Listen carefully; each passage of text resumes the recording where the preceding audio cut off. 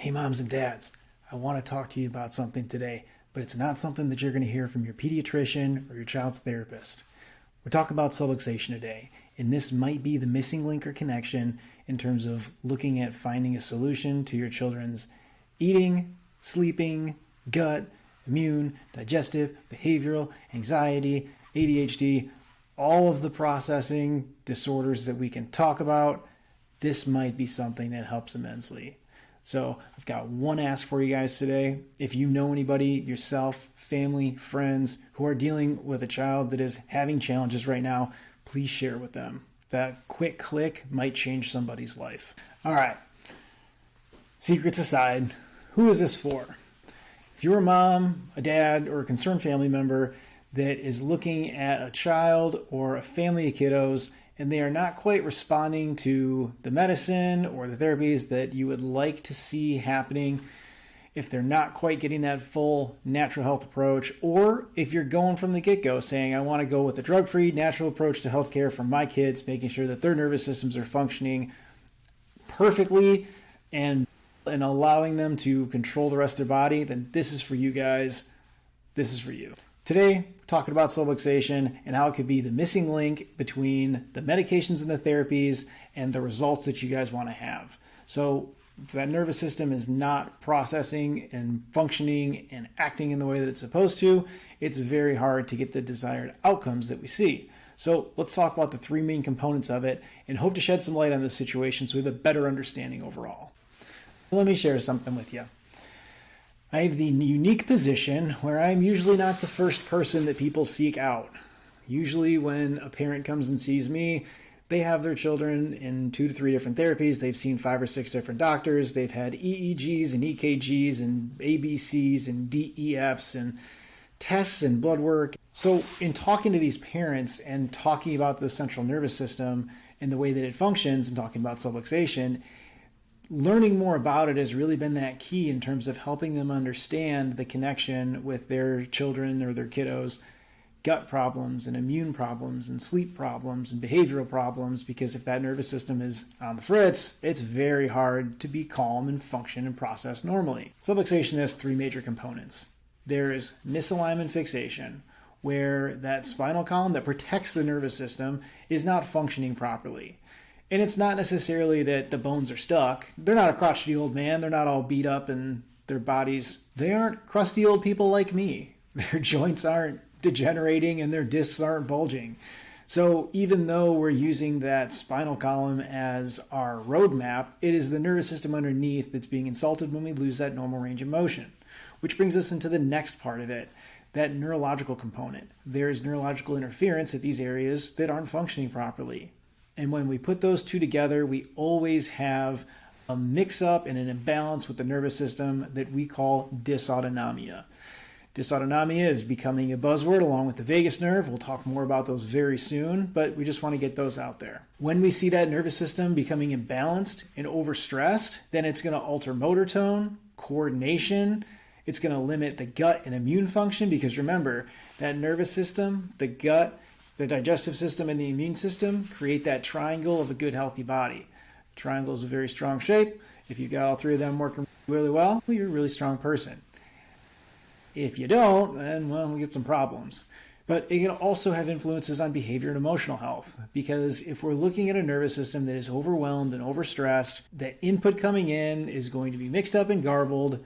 We're not going to process it well, and there is no way that our output can be what we want to see. It's going to be mixed up. That stressed immune system is going to send mixed messages to the child, and they're going to be acting on bad data. You have garbage coming in, you're going to have garbage coming out. So, heavy stuff, huh? What do we do? If you have a neurologically focused pediatric chiropractor, this is exactly what we're looking for. We're looking at detecting, finding, quantifying, and eliminating subluxation in these children's central nervous systems. And if we can take that interference and remove from the system, then the system just works better. I liken it to the fact of when I'm from Michigan, lived on icy roads and potholes.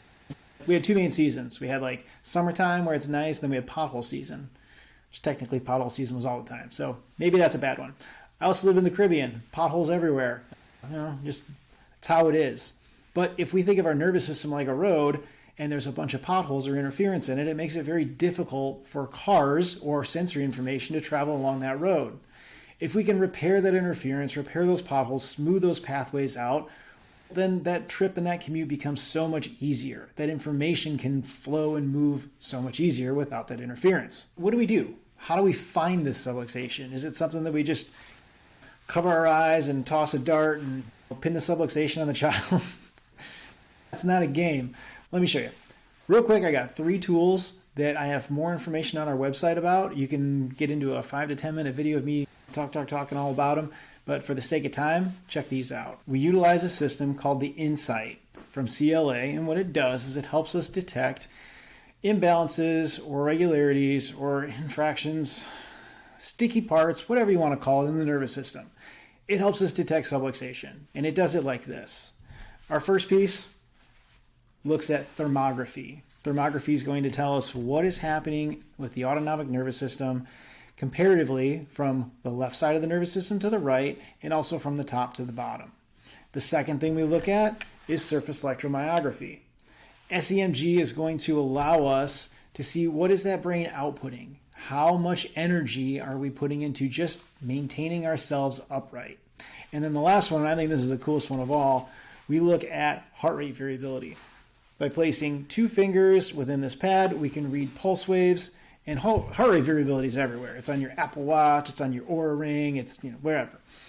And there's no real clear reason why. It just says it's a statistical difference between the peaks and the troughs of the pulse wave and blah, blah, blah. The reason it's important is your autonomic nervous system, that automatic thing that we can't control, has 2 main parts. The sympathetic nervous system and the parasympathetic nervous system. And they do this. They work together. The sympathetic system is the fight or flight system. And oftentimes if we have kids that are just overwhelmed, having behavioral outbursts, tantrums all the time, that sympathetic system is just ramped up all the time. They can't get out of it. They're in a perpetual fight or flight mode. Off so many times.